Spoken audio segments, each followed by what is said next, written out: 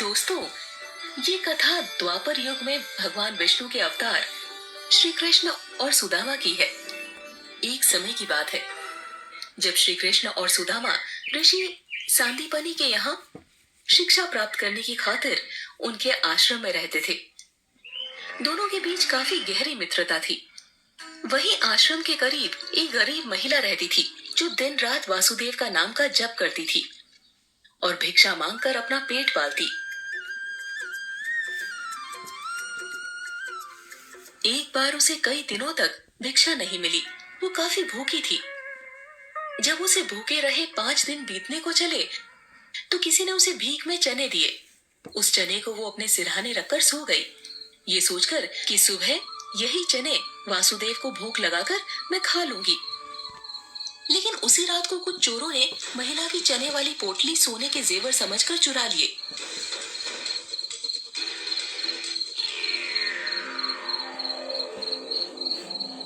जब महिला चोर चोर चिल्लाने लगी तो चोर जाकर ऋषि सांदीपनि के आश्रम में छिप गए।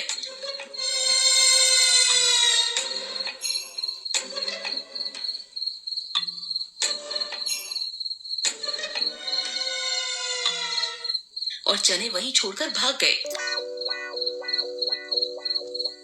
ऐसे में भूखी महिला ने श्राप देते हुए कहा, मुझ लाचार बेबस के चने चुराकर क्या मिलेगा तुझे, लेकिन मैं श्राप देती हूँ, जो भी इस चने को खाएगा वो दरिद्र बन जाएगा। जब सुबह हुई तो श्री कृष्ण और सुदामा अपने गुरु के पास गए और उन्हें प्रणाम किया। प्रणाम गुरुदेव। तब गुरुजी ने दोनों को आशीर्वाद देते हुए कहा, जीते रहो वत्स, सदा सुखी रहो। जाओ वत्स यज्ञ के लिए समीधा ले आओ, लेकिन ध्यान रखना हर ओर बादल घिर रहे हैं, लगता है तेज बारिश होगी, इसलिए ज्यादा दूर मत जाना। जब दोनों जंगल में लकड़ियां काटने जाने लगे तो गुरु माता ने सुदामा को बुलाया और चने की वही पोटली दी जो रात को चोर आश्रम में छोड़ गया था। गुरु माता ने वही चने की पोटली सुदामा को देते हुए कहा, सुदामा, जंगल में जब भूख लगे तो तुम और कृष्ण मिलकर ये खा लेना। सुदामा बहुत ज्ञानी थे। गुरु माता को तो चने से जुड़े श्राप के बारे में कोई जानकारी नहीं थी, लेकिन सुदामा को सब ज्ञात हो चुका था। इसीलिए सुदामा ने वो पोटली अपने पास छुपा ली। जब दोनों जंगल पहुंचे तब दोनों ने मिलकर लकड़ियां काट ली।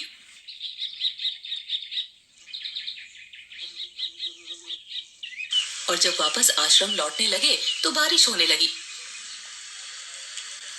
ऐसे में दोनों एक पेड़ के नीचे बैठ गए। इसी बीच दोनों को भूख लगी। तब कृष्ण ने सुदामा से पूछा, सखा, मुझे भूख लग रही है, क्या तुम्हारे पास कुछ खाने को है? तो सुदामा ने कहा, नहीं, मेरे पास तो कुछ भी नहीं है। लेकिन सुदामा को भी तेज भूख लग रही थी। सुदामा ने सोचा, अगर ये चने कृष्ण को दे दिए तो श्राप की वजह से वो दरिद्र हो जाएगा। ऐसे में तो पूरा संसार ही दरिद्र हो जाएगा। नहीं, ये चने मैं कृष्ण को नहीं दे सकता। ये सोचकर सुदामा चुपके से चने खाने लगते हैं। श्री कृष्ण ने उनसे पूछा भी, तुम कुछ खा रहे हो क्या? तो सुदामा ने कहा, नहीं, मैं तो कुछ भी नहीं खा रहा। ठंड से मेरे दांत कपकपा रहे हैं। फिर दोनों वापस आश्रम लौटते हैं। जब दोनों की शिक्षा पूरी हो जाती है तो श्री कृष्ण द्वारिका के राजा बन जाते हैं और सुदामा बहुत गरीब रह जाते हैं। उनके घर इतनी ज्यादा गरीबी थी कि कई कई दिनों तक उन्हें भोजन नहीं मिलता। ऐसे में एक दिन सुदामा की पत्नी ने सुदामा से कहा, आप तो कहते हैं द्वारका के राजा श्री कृष्ण आपके बाल सखा हैं, तो एक बार आप उनके पास क्यों नहीं जाते? वो इतने बड़े राजा हैं, आपको तो बिना मांगे ही वो कुछ ना कुछ दे ही देंगे। हमारा कुछ समय अच्छे से व्यतीत हो जाएगा। हम तो भूखे रह लेंगे, लेकिन बच्चों को भूखा कैसे रखें? तब पत्नी की बात मानकर सुदामा द्वारिका श्री कृष्ण के पास जाने के लिए तैयार हो जाते हैं। लेकिन अब उन्हें इस बात की चिंता सताती है कि खाली हाथ सखा के पास कैसे जाएं। तब उनकी पत्नी पड़ोस से थोड़े से चावल मांग लाती है और वही चावल एक पोटली में बांधकर सुदामा को ये कहकर देती है कि ये चावल श्री कृष्ण को देना। सुदामा चावल लेकर खाली पैर पैदल ही द्वारिका जाते हैं। जिनसे उनके पैर में कई कांटे चुभ जाते हैं।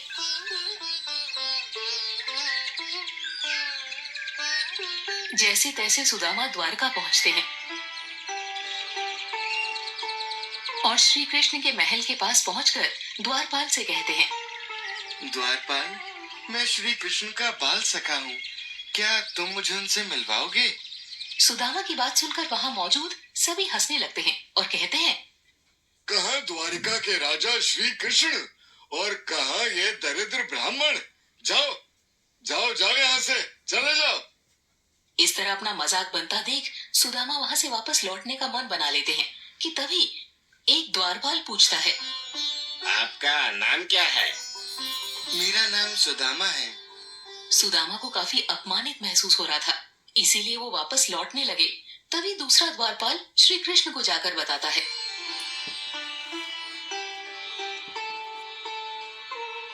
महाराज, द्वार पर एक गरीब ब्राह्मण आया है। वो आपसे मिलने की हट कर रहा है। खुद को आपका बाल सखा और अपना नाम सुदामा बता रहा है। जैसे श्री कृष्ण सुदामा का नाम सुनते हैं, वो नंगे पांव दौड़े दौड़े द्वार पर आते हैं।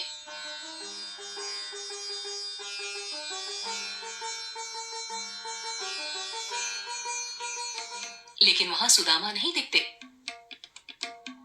तब सबसे पूछते पूछते दौड़े चले जाते हैं, जिसे देखकर वहां हर व्यक्ति हैरान रह जाता है। श्री कृष्ण जब दौड़ते हुए कुछ दूर जाते हैं, तब सुदामा उन्हें मिलते हैं। वो सुदामा को रथ में बिठाकर अपने महल लाते हैं और अपने सिंहासन पर बिठाकर उनके पैर धोते हैं। सुदामा की हालत देख श्री कृष्ण की आंखों से अश्रु की धारा बहने लगती है और अपने उसी अश्रु से वो सुदामा के पैर धोते हैं और अपने वस्त्र से उनके पैर पोंछते हैं और पूछते हैं, सुदामा, भाभी ने मेरे लिए क्या भेजा है? नहीं, भाभी ने तुम्हारे लिए कुछ भी नहीं भेजा है। सुदामा को चावल देने में काफी संकोच होता है, इसीलिए वो चावल की पोटली को छुपाने लगते हैं। लेकिन श्री कृष्ण उनसे वो पोटली लेकर चावल खाने लगते हैं और कहते हैं,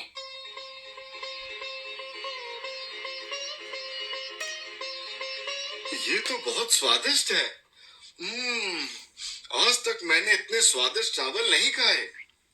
श्री कृष्ण सुदामा को अपने कक्ष में ले जाते हैं और उनकी पूरी सेवा करते हैं, उनके हाथ पैर दबाते हैं।